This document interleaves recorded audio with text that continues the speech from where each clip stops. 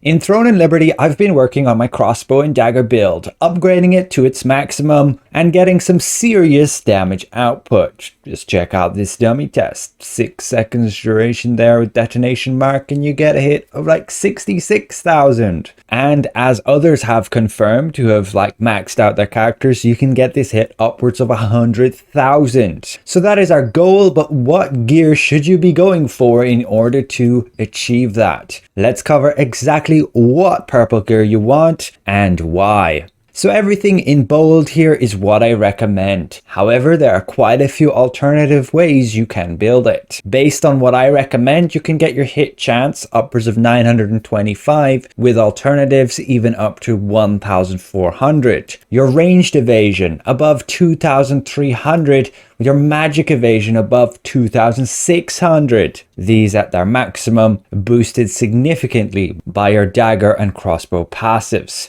But keep in mind, it's not all straightforward. It's really going to depend on what content you're playing for what exact stats you want to be going for. Everything I recommend here and the alternatives you can use will get you the best of both worlds, performing super well in PvP, along with dealing some pretty crazy high damage in PvE content. I will discuss more details later on in the video, particularly about hit chance and evasion and what's up with that and what's the best to go towards in PvP.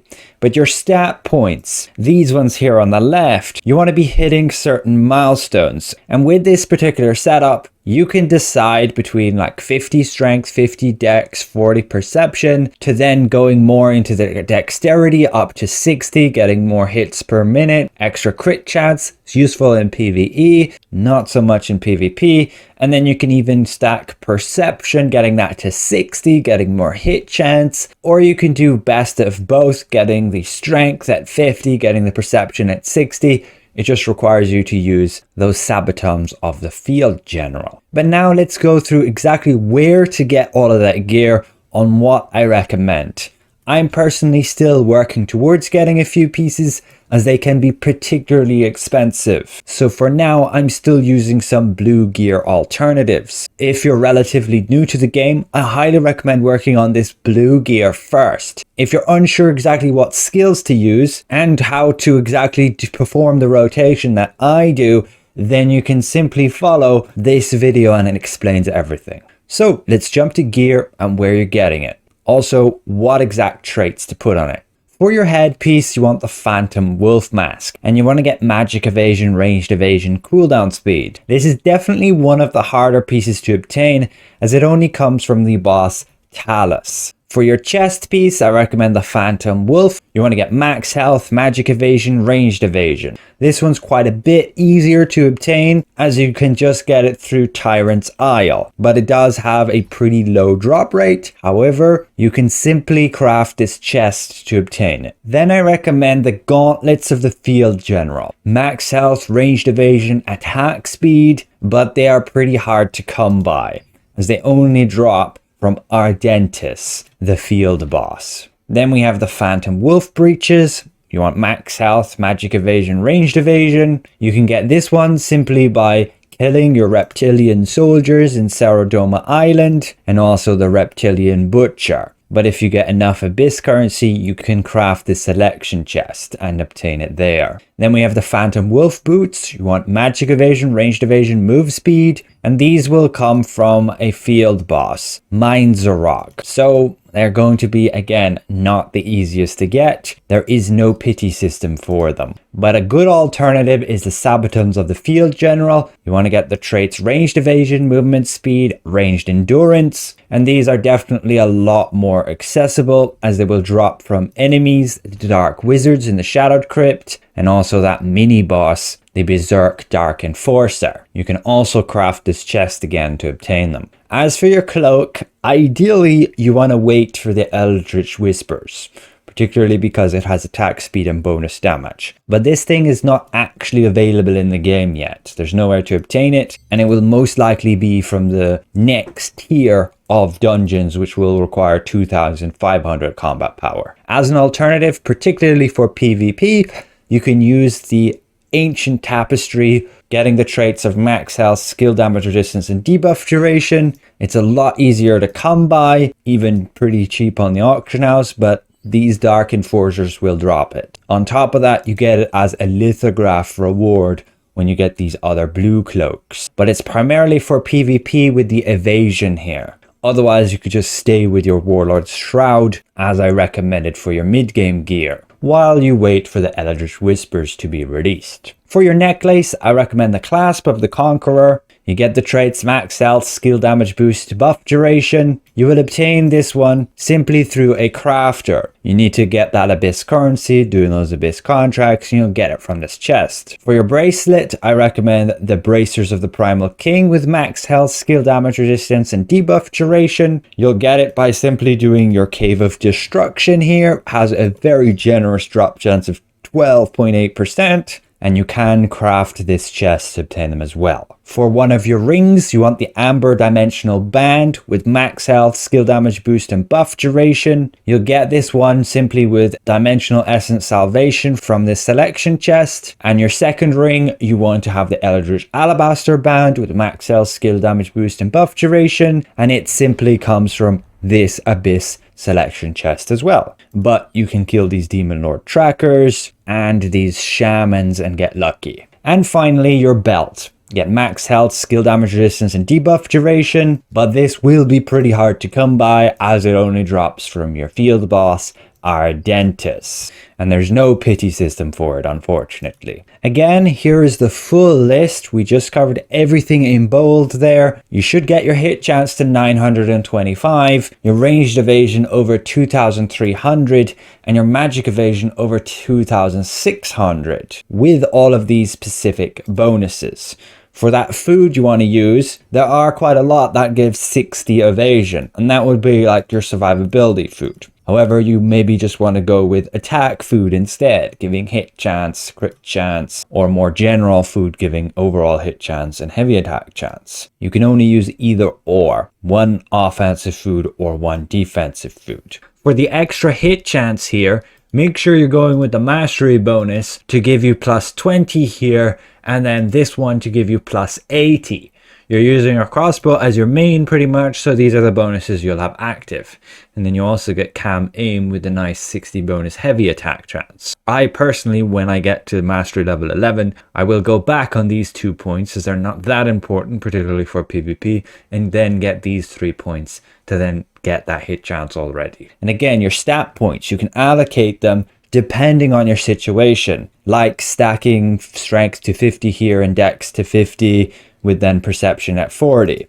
Or you could go with dexterity 60, or you go with perception 60. This is particularly useful for PvP when people are stacking evasion. Or you can move off the wolf set using the Sabbatums of the Field General instead of the Phantom Wolf Boots, and then you can get 60 perception while also having 50 strength, which is very useful there, but you will miss the bonuses from dexterity, which include movement speed, bonus damage, crit chance, and a little bit of evasion. But overall, that's what I recommend, those items in bold. But let's discuss the alternatives and why they are an option, and in some cases they can be better, particularly when we look at PvP content. So you have 3 useful item sets. The wolf set here, giving bonus damage, which is huge for crossbows because you're outputting so many hits, and this just adds a flat amount to each hit.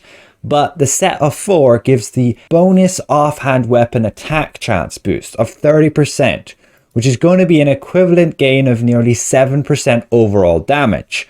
On top of that, it will allow you to get better consistency with your rotation, because this rotation does require offhand activations. And if you're not getting those, you will be missing out on a significant amount of damage, particularly with Detonation Mark. If you get the offhand trigger, you're now dealing 40% overall more damage, which is just insane. So I do rate the wolf set as the best to go for overall for both PvP and PvE, because that offhand weapon attack chance basically just increases your chance that all of your attacks will attack twice, on top of being able to trigger your skills twice. So it's essentially like heavy attack. an additional stat for that. However, if we want to look at the specific math and compare versus the death set, you will find that this set can perform just as good as the wolf set. And keep in mind, the death set only requires 2 pieces to get the critical damage, versus the wolf set needing 4 pieces, which frees you up to be able to use another set of 2. And again, the damage is about the same when you have high crit hit chance. But since this is using 2 gear pieces, you can actually make use of the Imperator set as well, because this only requires 2 pieces to gain the damage boost of 150 heavy attack chance. But it is only melee heavy attack chance, which is probably going to be about half of your damage, and you can see the wolf set would still pull ahead. But we have to compare versus the wolf set and then the death set plus the Imperator set, and you can see it's a little bit more in favor of the death set plus the Imperator set. However, if you're in PvP particularly, and your enemy stacks a bunch of endurance, like some tanks do and say bow users, then all of a sudden the death set becomes pretty useless, doesn't contribute anything with the critical damage, and overall the wolf set just becomes better. And as we already mentioned earlier, getting offhand activation will help significantly to improve the consistency of your damage output. So what that boils down to is, as we already recommended, to just use the full wolf set with all of the gear in bold. The only time I would switch off the wolf set is if you're attacking opponents which stack a ton of evasion. Then you seriously need the hit chance to counter it, or you'll just be missing everything. That is when I recommend using the Sabotums of the Field General to gain this stat distribution. 50 strength, 60 perception, you will be more survivable, have the extra heavy attack, and then gain the bonus hit chance, which can be super important against those targets who've, again, stacked a ton of evasion, like dagger users. But that also frees you up to switch, say, your headpiece over to the Heroic Hood of Resistance, which I would recommend next. It's on the list here as an alternative, and it's really good to give you the hit chance and the crit hit chance. If you're going with this stat distribution, you don't need the extra dexterity from the wolf mask, and then you don't need it for the set effect to gain the bonus 18 damage, because you're using the wolf tunic and then the wolf breeches, which are also the 2 easier ones to obtain. That will allow you to get your hit chance above 1,000, but sure, you can push it further up to 1,400 if you really need. This will mean completely dropping the wolf set and the Imperator set, but it can be a ton better while you're against the target with a load of evasion. Like, even just look at this example. Say your target has 1,500 evasion, and you have to choose between 925 hit chance or 1,300 hit chance. Your choice is undoubtedly to just go with the hit chance. Even if you're considering the wolf set with the offhand double attack bonus. You ditch that and you go all in hit chance. But that is, again, only good when you're against specific targets who are stacking evasion. So it's better to just go with a good average and a good baseline. Otherwise, you will be just shooting yourself in the foot when you end up against a target who doesn't have more evasion than your hit chance. Because 900 hit chance is usually enough already. But it is your call, again, depending on what type of enemies you're running into. Are they stacking all evasion, or are they stacking some endurance? I will say, not a lot of the classes can get above 1,000 evasion unless they're using the daggers. You need abilities to boost that evasion to make it worth it. Otherwise, the majority of classes are just going to stack endurance, which is more reliable and will work to completely negate your enemy's critical hits. The funny thing is, if you want to stack hit chance, it's actually pretty cheap. These resistance gear pieces are obtained very easily. You can do minimum participation on field bosses, get these participation tokens, and craft a lithograph for them. On top of that, they drop the most common of any epic items, and so you will find their price to be significantly lower than any alternatives. On top of that, these ones like drop from these black boar. You will want to go max health, magic evasion, ranged evasion on that. Then your chest piece, you want to go with magic evasion, and ranged endurance, and that is also very easy to come by. You'll get it through the lithograph reward here. You'll get it by just leveling up with your codex, and you can just kill these Trent creatures, Mitran, and you'll obtain it there too. Then your gloves, you would want magic evasion, ranged endurance, and they're again very easy to come by. You can just kill these archers or these ones. It's a reward from the lithograph book, and you can craft them at your merchant. With then there even being boots, which give that hit chance. You want max health, magic evasion, and magic endurance as the traits, and it's also very easy to come by.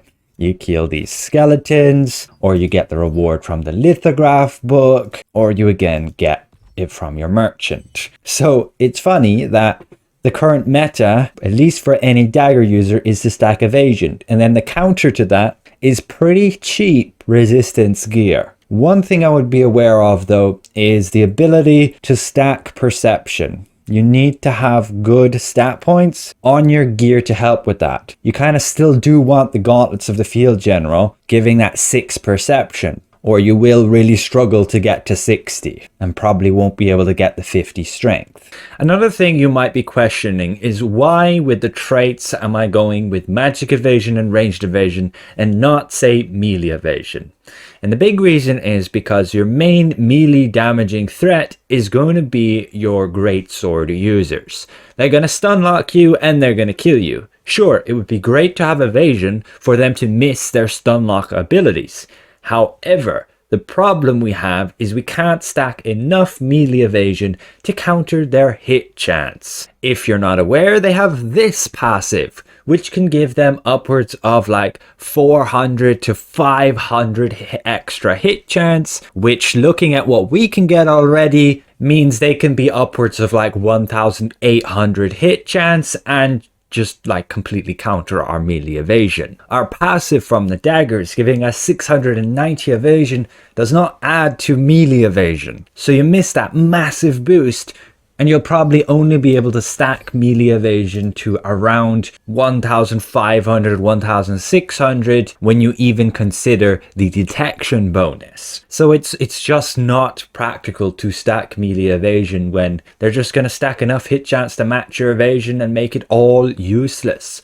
You're better off with that ranged evasion, with that magic evasion, because the majority of the damage you're going to take in those group fights is going to be the spam from those ranged users. Those flash waves from your bows, your fireballs from your staffs. And so you want to be helping survive that to mitigate that damage so you can get in there and actually deal some damage before you're gone. Otherwise, you'll simply just lose the fight before you even get to the fight. But overall, I hope this was in-depth enough and clear enough to explain everything with regards to what gear to go for. I personally am going for the Phantom Wolf set because overall, it is the best performing in all scenarios, both PvP and PvE. And on top of that, even going into the next tier content, this set bonus is going to be one of a kind. There's not going to be one that comes along and replaces what you're using. So thanks all for watching. I hope this helps to improve your character, and we'll see you guys around. Goodbye for now.